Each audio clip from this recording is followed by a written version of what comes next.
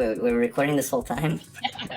Yes, we were. The random error called would be... What would be the death of random error? Maybe random error is already dead.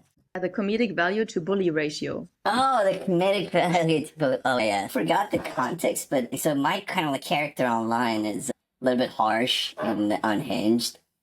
But you don't want it just to be harsh and unhinged. You want it to be funny. If it's not funny, it's just a bully. So the comedic value to bully ratio is just, is it funny enough for people to put up with the harshness of it as like part of the act? Who would you like to get bullied by? Dan came after me a couple of times, and he's not a bully, but it was pretty harsh. A couple of times, like, just dude, I'm just a troll, you know, don't take it too seriously. And I was trying to like argue and make points. The whole like hypothesis going into this was that the network is a little bit boring because people don't speak their mind and no one's kind of like being unhinged and no one's being too opinionated. There's no PvP, there's no 1 versus 1 attitude going on. So the whole kind of like idea was like, can I start doing this and get people to be a little bit more unhinged? I can get into how did that turn out, but we don't really have that many people that would even try to come after me and bully me. That's actually the next question, is something that you mentioned, right? Do you think that using alt account actually will encourage others to be a little bit more unhinged? You're alt, but then their own personas. Yeah, that's a good question. So my point wasn't really for me to be my alt so I could speak up. You guys know what kayfabe is? Professional wrestling, WWE. So it's totally made up, right? They're acting up. It's not a real fight. Like, you want a real fight, you watch UFC. WWE, it's highly athletic. It's very hard to do, but it's not a real fight. And the whole drama is, oh, you slept with my wife, I'm gonna come after you. But we didn't always know it was made up. At some point in the past, like when I was a kid, we thought it was real, right? This whole act of basically coming up with this lifetime of acting for these guys to put up this drama, but behind the scene it's made up, is as kayfabe. My whole idea of doing this was, let's just try to be over the top and stir up drama just to see if people will get a little bit loosier. Maybe not like totally unhinged at my level, but a little bit loosey-goosey. If you think about it, that first couple of weeks, like, the vibes did shift a little bit. Was there a specific example? When did it go out of control? The network, the Farcaster network is so small where Dan is like the proxy for the whole thing. So Dan's behavior, what is Dan talking about? How is he talking? It's always like a good proxy of how the network is. I used to get a lot of comments where people would be like replying to Dan saying, oh, I thought this was Domero. And that was the giveaway for me. It was like, okay, like he's getting a little more unhinged. People think it's me. And he used to not be like this, at least right immediately before that time period. And hence why people think that. What if you were boosted right now? What would you talk about? Except it's for just like extra pressure. It's like this, oh yeah, people fucking... every time I log in, both my main and Domero account, top comments is someone that I've never seen talking about how they're boosted and now they're gonna post. And nobody just like really like posts anything. But it speaks to this, knowing you're boosted puts this extra pressure on you. It's, I don't know, doing public speaking for the first time. Too extra. Maybe I would not let people know they're being boosted. If there was a random error cult, what would it be like? Lately, I've been thinking a lot about how we're not obsessed with the future anymore. In the 50s, they had this atomic age obsession. Even Disney had this theme park. I don't think they ever made a movie out of it, but it was Jetson-esque, where they had flying cars and stuff. I forgot what that theme park was like. And then Jetsons themselves is a good example from that era. And like in the 60s, people like literally went to the moon. My dad was a kid and he watched on TV the landing on the moon. And then 70s, I don't have a good example top of my head, but then 80s, there was this kind of Back to the Future-esque aesthetic and being excited about future. 90s, it actually leaked, where this turn of the millennium, excitement about the future, like what, and the internet age, the computers, and what is it gonna be like? I don't know if you guys are, but when you were a kid, you were way more excited about the future than you are now, or the kids are now. And if you talk with your parents, it definitely was the case. This sense that the future is gonna be crazy, it's gonna be awesome, we're gonna have these crazy things. And then we lost that. Right around the 2000s, something happened, or maybe a number of things happened. We stopped being obsessed with the future. Nobody is really that excited about the future. If anything, people are just scared about the uncertainty that it brings, or I don't know, the environment's gonna this happen to environment, or the AI is gonna go crazy. There's a lot of doomerism about future. And I think it's inherently counterproductive for us as a civilization, as a nation, as a culture. The random error cult would be future obsessed. You don't want to get too chit chatty, but I could explain what kind of like various hypotheses are on why we're not excited about the future. Oh, all right.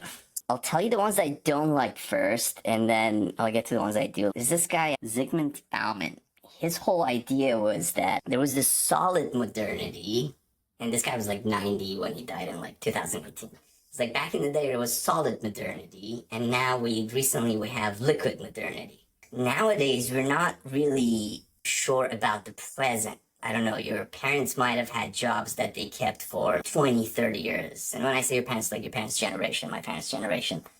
And our generation, we have jobs that last 2, 3, 4 years max. Like the whole, like a tenure at a company is 4 years. That's how they craft your contract. But then that's not even everyone's reality. A lot of people have gig jobs. You work Uber. You just decide when you want to do. And it brings a good amount of freedom to it, but according to this guy, there's a lot of uncertainty that comes with that. Another example of it is this whole nomadic lifestyle of I don't really live anywhere, I can just travel whenever I want. It brings a lot of freedom again, but according to this guy, it just brings a lot of shakiness to people's life. This guy, Bauman, he thinks the reason why we can't think about the future is because we're not really grounded in present. I don't really like this. But it makes some good points, but I don't think this is it. There was this other guy who also died recently, Mark Fisher. He's way too communist for my taste, but he's like a music guy, and he talks about just culture always being about how you can like change the future. Music, I don't know, in the 70s you had the 70s music, and it was very different than the 80s music, and it was very different than the 90s music. And if you think about it, I don't know, Pink Floyd and Led Zeppelin were like early 70s, and then what do we have in the early 90s? We have Nirvana and Tupac, and they're very different, and that's 20 years apart. And then, what is it, 20 years ago? It's like 2004. What do we have in 2004? Like Britney Spears to now, it's not that different. I'll just give you like a concrete example. I was playing a show, so I'm DJing. I'm DJing with a friend. We're playing back to back. And she likes to play music that I'm not currently into. So I dug into my old music. I found a folder from 10, 12 years ago. And I played those back to back her. So she's playing one song and I'm playing another.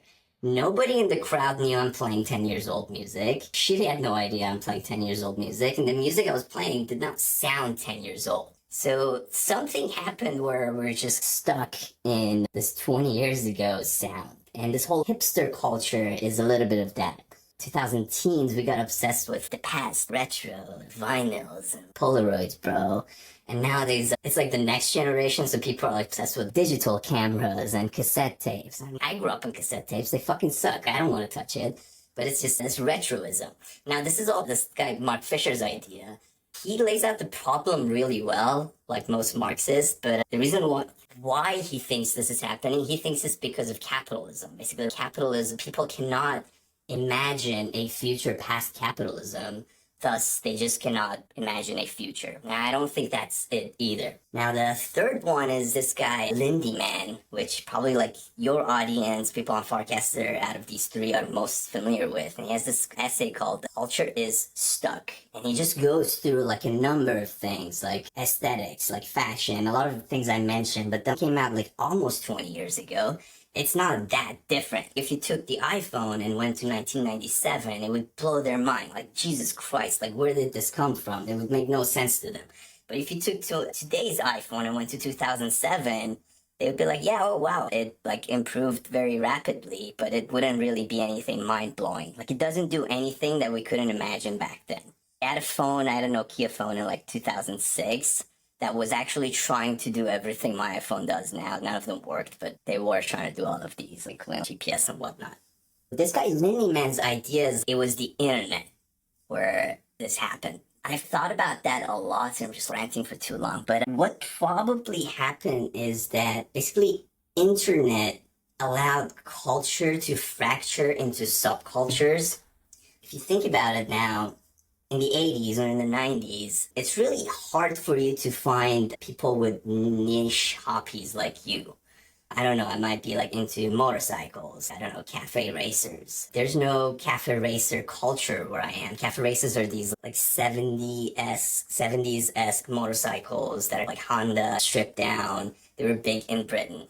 I can be into that wherever I am just via Instagram and Reddit. And I don't need to be in London to be into that, right? So what that does, it actually slows down progression of culture in the sense that my energy and my contributions to the culture goes into very niche things distributed across the world with other people that are into niche things. Like it's just basically becomes really hard to capture the imagination of large amounts of population right now, just because everyone's into their own little phase. And just think about it, like yeah, you're probably into way more niche hobbies than your parents' generation were. So long story short, then the pop culture, then the mainstream culture becomes this much lower common denominator than we had prior to having access to information and communication at the scale that we have. Now, I think this is a pretty good theory of what happened. There's some other ones as well, but I think there's more to it. Pretty upset about the fact that we're not thinking about the future. Sorry, long rant.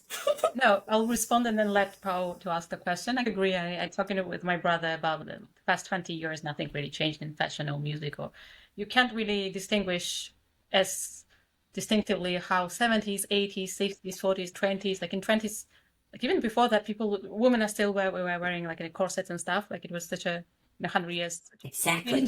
and yeah, like technically and stuff. But the reason, yeah, it's a good question. What is the reason? I have a feeling that it's like the internet and social media, and it's like a globalization thing. Even the neighborhoods within the cities are not so distinctive anymore. They're becoming copies of each other with the same set of stores and stuff. I think London high streets still have this uniqueness because there was just like a random stores of not like a network shops, but just like somebody like a solo entrepreneur has, I don't know, like cashmere store and they just sell it. But, Yep. but then beyond that, cities look like neighborhoods look alike. Everything becomes We're stuck. yeah, like So another thing that happened with culture with internet is the concept of boredom. I thought about this a lot 15 years ago. I've been thinking about it constantly. But this guy Mark Fisher also talks about this. But as a kid, I used to get legitimately bored. I would just go to my mom. Mom, I'm bored. I've read all my books. I played all my video games. My friends aren't available for whatever reason. I'm just in the house, have nothing to do. And it's just this weird feeling of boredom. And it actually leads to good things happening. You really start thinking because like when you have nothing to do in the present, you can think about the past or the future. That's one thing. But then if you think about it now, I haven't been bored in years. The moment I don't have anything to do, there is just so much content on social media. I have access to unlimited music on Spotify. I have access to unlimited shows and movies via various streaming platforms. I think that just takes away something from the brain where you just don't have this idle time. And I think there's also research that was done on kids on this. And it's super interesting. I also remember being bored a lot of the times. And actually, I know that today, talking to my parents, they waited really long until I got a phone. I'm Gen Z. So I had my first like smartphone maybe when I was like 14. Uh-huh. And the first phone ever, like when I was 12, just had, I don't know, like 3 keys. I couldn't really do anything with it. Yeah, it's today boredom has a different meaning. Like when I say I'm bored, it's more like I'm a bit fed up with what's out there right now. It's Yep. not, I don't know what to do. It's just bored becomes a bit like I'm annoyed. And actually in French, when you say I'm bored, it sounds a bit like annoyed. So it always, for me, it switches up in my mind. But Yeah, it's different. It's completely different. That's an awesome thing you just said. Bored meant something else back in the day. It was like, I have nothing to do. I'm losing my mind because it's idle. But not nowadays just means it's annoying. That was awesome. Yeah. Go Yeah. on, Queen. What are you most excited about in the future? And what's your favorite shoe sock color combination? Ooh, one of the first casts I sent out was giving shit to Dan for wearing black socks with white shoes. And here's the rule: white shoes, white socks. Black shoes, black socks. Unless you're going totally funky. Unless you're going like yellow or red or like greens with mushrooms and Santa Claus on it. Unless you're going funky, if you're just like regular neutral colors, you gotta follow those too. And then you can get creative as well. I don't usually judge our guests, but that's like for very one-dimensional, but okay, accepted. What about the length of socks? How Mm, they should be? Are mm. they like the ones that like the short ones where you can't see in their shoes? Let's say when Yeah. you're or the ones that are like a middle Yeah. rule. So there's like all the way up, there's kind of ankle socks and there's the no-show socks. Back when I was a kid, we only had just regular socks.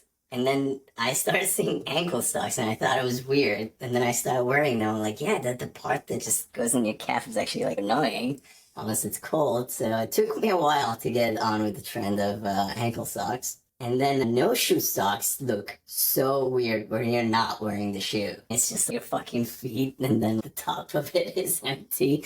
And then there's something barely hanging at the bottom. It just looks so weird. But I like the aesthetics of the sock not showing. Just if I'm ever anticipating taking my shoes off, I don't wear no-show socks. Okay. Is this gonna be a clip? Random Domero on socks. What do you eat for lunch? Depends on my mood. Like, Big account Farcaster?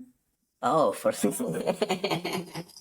yeah, for lunch I just go light. Yeah, like, I used to be 1 meal a day, and then went to 2 meals, and then the research turned around where like breakfast apparently is really good now. So I try to do breakfast, light lunch, and then a big dinner, and take the dog out for a walk. Have you been fasting?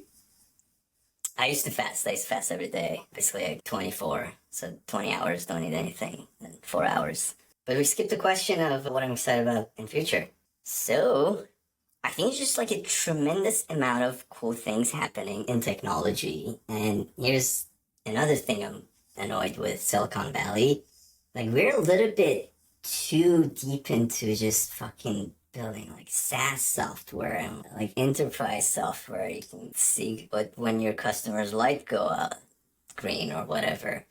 And I think basically like Elon had this riff that too many smart people are going into finance, like, that which is actually correct. Like a ginormous amount of IQ and brain power goes into finance, and then also like ginormous amount of brain power goes into law, like legal. Like, I don't know if you've ever dealt with lawyers and like internal counsels and outside counsels, and it's just like a gigantic bureaucracy that's super inefficient and just sucking up so much brain power. But then from the amount of talent that goes into tech, a gigantic amount of it is just stuck into building like enterprise software and just incremental improvements on these various 15 years ago softwares. And what it's not doing is defense is very exciting, rockets, space, nuclear, robotics, brain computer interfaces, really cool stuff out there that people are building, but not enough brain is going towards that. Crypto is becoming the same, to be honest. Obviously, like a big believer in crypto, but a gigantic amount of brains in crypto is going towards cyclical games, and we're not really building useful stuff. Actually, the Farcaster is better than most places. I think base is very exciting within crypto these days. People are really trying to do something. But stuff I'm most excited about is AI, robotics, rockets, defense, and just building the future that I thought it would be like when I was a kid. Would you say that the random error experiment worked, and why or why not? Yeah, again, to reiterate, this was a conversation in a lot of group chats of like, what do we gotta do on a Farcaster to take the content and user growth to the next level? And one of the hypotheses that I really identified with was that there's just not enough beef across the network. A lot of people that joined Farcaster and stayed would tell you that they're here for high signal to noise ratio, for low drama. I'm in that camp. Like, I'm not just naturally an enjoyer of these things. Like, I stayed here because there was good conversation happening, and I want there to continue to be good conversation. But at the same time, I think there's a cap to that. Like, the amount of people you would attract from a niche corner of a niche technology in a niche corner of the world. There's a cap to that.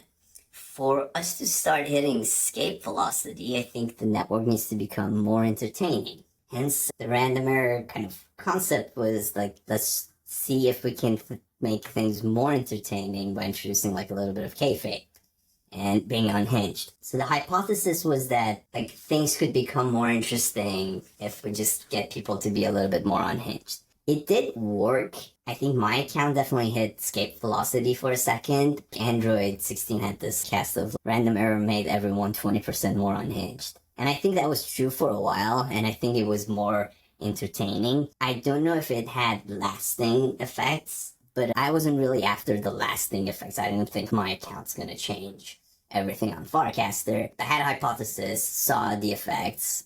Hypothesis was confirmed for me that things could become more entertaining. What do you guys think? I don't know. Was it? Yeah, I was trying to unmute myself. And what would be the death of random error? Death of random arrow. It's already, I don't know. There was a cap into parodying Dan. There was a cap into being over the top kayfabe unhinged. And I think I will continue to be unhinged. But that, I think, phase of random arrow is done. So now I'm like just doing my thing on on random arrow. I don't know if that's like catching as much attention than just like shitting on people. Maybe random arrow's already dead. Maybe it's his death letter. Cold. Maybe it is. Yeah, I should Jesus say, I was Christ. telling Pao before the call that I noticed that actually the shift in your vibe a little bit from, especially like I looked like at the beginning, like 2 months ago, what you were podcasting. So I could see it, and I could see the shift a little bit. You're less out anymore, out of Dan under the. It got boring for me. It got boring for people. And then there isn't like new people to shit on. There's not. For me, I can't come up with shit as much as I would like. I need there to be stuff for me to make fun of. And we don't have as much anymore. Actually, we had a question that I think we skipped. What makes account attractive for you to go and then dunk on them?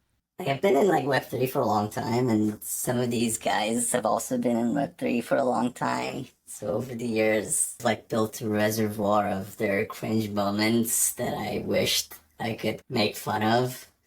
So there was like a bit of that, a little bit just like being in the character. I casted about this a couple days ago. Not that this is like a gigantic, really cool, creative outlet, but with creativity, you don't really understand what's happening. It just comes out. I don't know if you like ever got make music or painting or anything. You don't really understand what you're doing. It just comes out.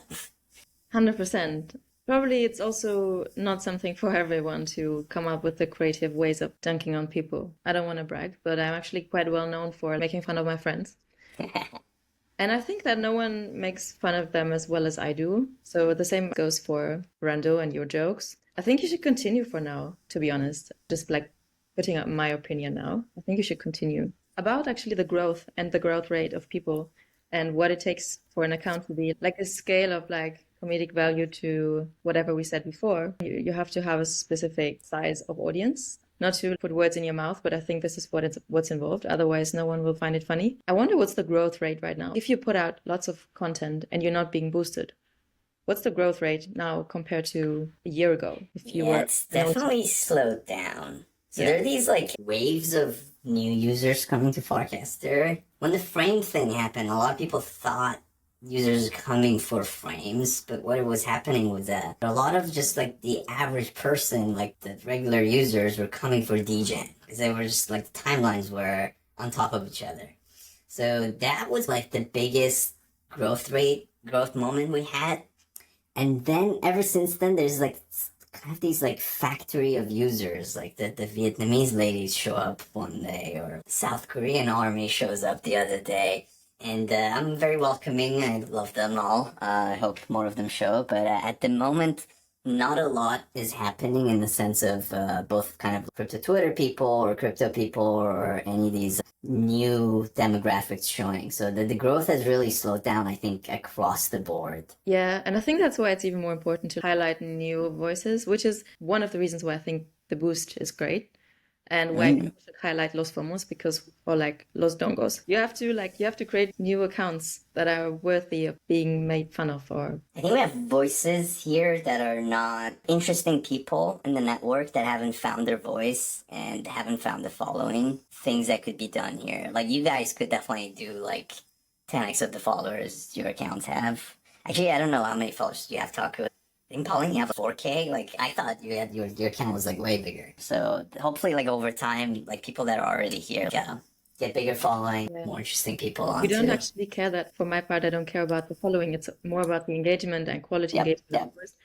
But it's very linked to the following on Webcast. I It's think very it's linked to the also, it's not only the following or the size of the account, it's like the status of OGs and maybe the idea of somebody having the bigger number, being a bigger person, and then because of it, everyone tries to interact with them to Yeah. catch their attention. and their moxie. Yeah, and Yeah. then so it's Moxie slowed down. But Right, went up. I think I've started to see pockets of new users popping up. The motherfuckers are very interesting. Like they have like their own corner, they have their own celebrities, and it's cool. I like them. Reply Guys channel, and it's separate than the OGs. Like the top tier voices in that motherfucker community has risen to the level of in the quotation mark OG. Are you Farcaster? But Yes, I guess so, because the answer wasn't really that fast. So yeah. But so what do you guys got you guys to start doing this podcast, and like why this and man Farcaster, and like I don't know if like you ever talked about your backstories, maybe you have. Yeah, so we started doing a podcast or like a show a while ago, but we never took it seriously and did it like continuously and regularly. We did it at the beginning, like in the NFT space in 2021, because we didn't go to all the IRL events. We went to some of them, but we didn't have time to go to all of them, so we used it as a way to network with people and connect with people. That's actually our origin story. We also met in the NFT space. Taco pulled me into the rabbit hole. We are building Los Fomos for a reason. It's a passion project. We love it and it's fun. And we want to build something that is stronger than just a tool, something that brings people together. Because like, if you have a brand, you have something that people can't take away from you, that just the tool builders don't have. And we're actually building something community infrastructure related that allows creators, brands, to have better control over their community across different platforms and the interactions that people have with each other within this community. So what we're building with Los Fomos is our MVP in a way that we will build into our own tools, and the interactions we have with people, they are used as a blueprint to make it available for other creators. During the 2020-21 era and then the NFT era, we had better media and voices and narratives. Bankless was like really cool. It was like Kobe. It was like a bunch of these things, and it wasn't just excited about price, or it wasn't just like circular our own narrative, but just people that were like genuinely excited about the technology and what it had to offer. Over time, those class either died or some of them evolved into something more, and we have lost this kind of layer of that's more connected to the ground but also pushes out its own narrative. You would probably guess that I would be excited about a narrative that's promoting future and exciting people. For us to reach the next layer, I think we need basically better distribution in media. And hopefully like you guys will be there. Hopefully Los Fomos will be one of the ones who can lead.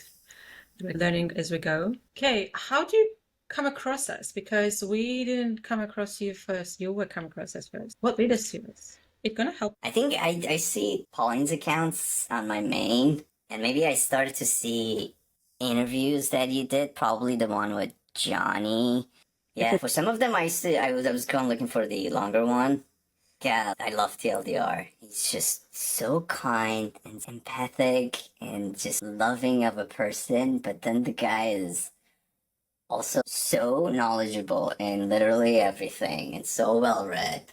I was thinking of like Farcaster, we got so many. Have July is another one who's just there's so much breadth to the guy, but then each of those verticals that you find with him, there's so much depth. TLDR's that horse fact is the ultimate. Oh, by the way, who are you gonna nominate? Yeah. Oh, I got a nominate horse facts. Okay, we're gonna reach out to them. There you go. People, that's the person I get most. People think I'm horse facts. And I had a message to him about it too. He's like, yep, likewise. He gets it a lot too. Maybe I should have kept it mysterious. Maybe I am horse facts. Actually, that was a thing that I didn't think about. We had, Really? yeah, like we had different candidates for that, for who you are. But yeah, I think people will Yeah, it's the to hear Domero speaking and then hear the full episode. You never did anything with a voice, right? You didn't record anything. no, that's the first one. It's an It's the exclusive, first right? one. Absolutely. Thank you guys. Thanks for coming. Thanks for coming. Speak soon. All right, cheers. Bye bye. Follow Los Fomos on YouTube and subscribe on Hyperstar if you want to become a producer of Los Fomos FM.